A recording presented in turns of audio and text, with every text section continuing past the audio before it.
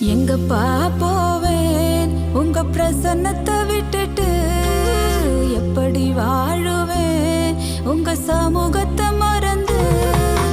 எங்கப்பா போவேன் உங்க பிரசன்னத்தை விட்டுட்டு, எப்படி